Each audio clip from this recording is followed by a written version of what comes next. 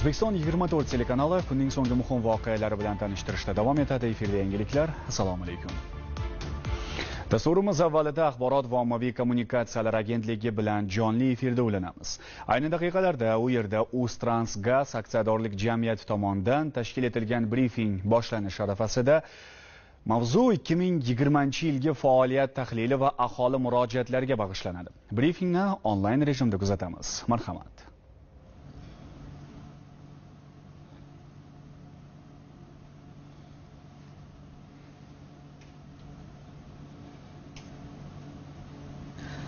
Assalomu alaykum, hurmatli yurtdoshlar. Bugungi brifing davomida Uztransgaz aksiyadorlik jamiyati tomonidan 2020-yilda amalga oshirilgan faoliyat sarhisobi, shuningdek, jamiyatga yurtdoshlarimiz tomonidan kelib tushayotgan murojaatlarga tushuntirish beriladi. Davlatimiz rahbarining 2019-2020-yillardagi aholi va iqtisodiyotni energiya resurslari bilan barqaror ta'minlash, neft gaz tarmog'ini moliyaviy sog'lomlashtirish va uning boshqaruv tizimini takomillashtirish chora-tadbirlari to'g'risidagi qarori hamda tabiiy gaz va elektr energiyasini sotish mexanizmini takomillashtirish bo'yicha qo'shimcha chora-tadbirlar to'g'risidagi farmoni bilan aksiyadorlik jamiyati faoliyatida yangi sahifa boshlandi. Endilikda Uztransgaz aksiyadorlik jamiyati tabiiy gazni yetkazib berish, jumladan eksport va import qilish uchun gaz qazib oluvchi tashkilotlardan olib, magistral gaz quvuriga to'g'ridan-to'g'ri ulangan iste'molchilarga yetkazib beruvchi operator sanaladi. Bugungi kunda Uztransgaz aksiyadorlik jamiyati tizimida 14 ta hududiy va tizim tashkilotlari bo'lib, ularda 8000 dan ortiq ishchi xodim mehnat qiladi. O'tgan 2020-yilda respublika iste'molchilariga qariyb 40 milliard kubometr tabiiy gaz yetkazib berildi.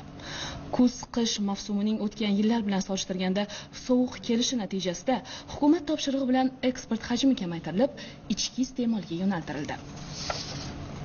Jamiyat tomonidan 2020-yilda 194 kilometrdan ortiq uzunlikdagi magistral gaz quvurlarida qurilish, kapital ta'mirlash va rekonstruksiya ishlari olib borildi.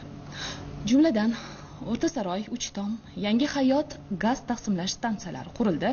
Bir qator gaz taqsimlash stansiyalari zamonaviy talablar asosida rekonstruksiya qilindi. Kompressor stansiyalaridagi gaz haydash agregatlarini ta'mirlash yil davomida tasdiqlangan reja grafik asosida olib borildi. Shuningdek, 2020-yilda respublika hududida joylashgan gaz taqsimlash inshootlari milliy geoaxborot tizimiga to'liq kiritildi. Muhim tadbirlardan yana biri magistral gaz quvurlarida gaz hisobi va nazoratining avtomatlashtirilgan onlayn tizimi ASKUKning joriy etilganidir. Buning natijasida gaz qazib oluvchi tashkilotdan olinayotgan hamda iste'molchilarga yetkazilayotgan gazning hisobini onlayn yuritish imkoni paydo bo'ldi. Bugunning muhim vazifalaridan biri bu korrupsiyaga qarshi kurashdir. Osiyo taraqqiyot bankining tavsiyalari asosida jamiyatda xaridlarning shaffof, markazlashtirilgan tizimi yaratildi. Uztransgaz aksiyadorlik jamiyatida compliance nazorat tizimi bosqichma-bosqich joriy etilmoqda. Buning korrupsiyaga qarshi kurashda samarali vosita ekani xalqaro tajribadan ma'lum. Shuningdek, mahalliylashtirish darajasini oshirish, sanoatda kooperatsiya aloqalarini kengaytirish va import hajmini kamaytirish ham doimiy e'tiborda. Xususan, 2020-yil davomida 23 million AQSh dollari miqdoridagi valyuta tejaldi. Amalga oshirilgan import tarkibi tahlil qilinib, mahalliylashtirish uchun 20 dan ortiq mahsulot va xizmatlar ro'yxati shakllantirildi. Sir emaski, bugungi kunda respublika iste'molchilarini tabiiy gaz bilan uzluksiz ta'minlashda muammolar mavjud. Bu bir necha omillar, xususan, mavjud magistral gaz quvurlaridan belgilangan muddatdan ortiq vaqt mobaynida foydalanilayotgani, aholi soni, ko'p qavatli uylar va ijtimoiy obyektlar qurilishi, sanoat tarmog'ining kengayishi shular jumlasida. Bu esa tabiiy gaz tizimidagi islohotlarni tezkorlik bilan yangi bosqichga olib chiqishni taqozo qiladi.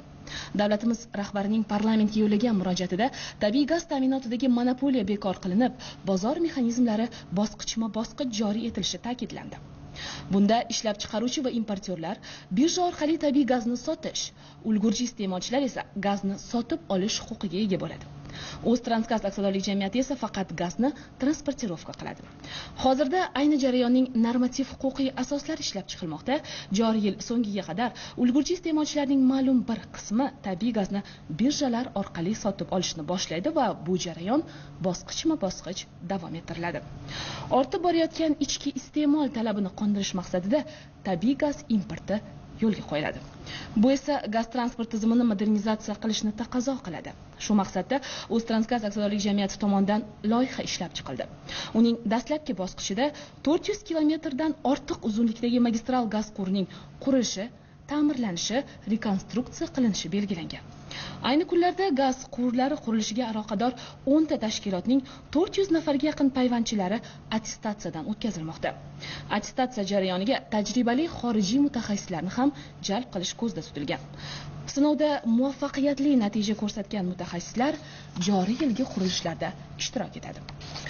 Endi shu kunlarda O'ztransgaz aksiyadorlik jamiyatining murojaatlar kanaliga kelib tushayotgan hamda ko'pchilikni qiziqtirayotgan web portal bilan bog'liq masalaga to'xtalsak. Ayrim yurtdoshlarimiz shaxsiy kabinetiga kira olmayotgani, uz.uz web portali ishlamayotgani yuzasidan murojaatlar yo'llashmoqda. Bu masala yuzasidan shuni ma'lum qilamizki, davlatimiz rahbarining tabiiy gaz va elektr energiyasini sotish mexanizmini takomillashtirish bo'yicha qo'shimcha chora-tadbirlar to'g'risidagi farmoniga asosan 2020-yilning 1-iyulidan O'ztransgaz aksiyadorlik jamiyati to'g'ridan-to'g'ri magistral gaz uzatish tizimiga ulangan, strategik ahamiyatga ega bo'lgan issiqlik elektr tarmoqlari O'zkimyosanoat aksiyadorlik jamiyati kabi iste'molchilarga tabiiy gaz yetkazib beradi. Hudud gaz ta'minot aksiyadorlik jamiyati esa taqsimlash gaz quvurlariga ulangan ulgurji iste'molchilar, xususan avtomobillarga gaz to'ldirish kompressor shoxobchalari, issiqxona xo'jaliklari, sement, g'isht, ohak, gips, chinni mahsulotlari ishlab chiqaruvchilar, shuningdek umumiy ovqatlanish korxonalari, novvoyxonalar hamda aholi xonadonlariga gaz yetkazib beradi. So'zimiz yakunida shuni aytib o'tmoqchimizki, endilikda aynan Hudud gaz ta'minot aksiyadorlik jamiyati aholi hamda ulgurji iste'molchilar bilan bevosita ishlayotgani munosabati bilan ustg.uz web portali faoliyati to'xtatilgan. Hozirda Hudud gaz ta'minot aksiyadorlik jamiyati ayni yo'nalishdagi portalni ishga tushirish arafasida. Tez kunda web portal yangi manzil va ko'rinishda ish boshlaydi. E'tiboringiz uchun rahmat. Salomat bo'ling. Hurmatli teletomoshabinlar, siz O'ztransgaz aksiyadorlik jamiyati brifingini jonli efirda tomosha qildingiz.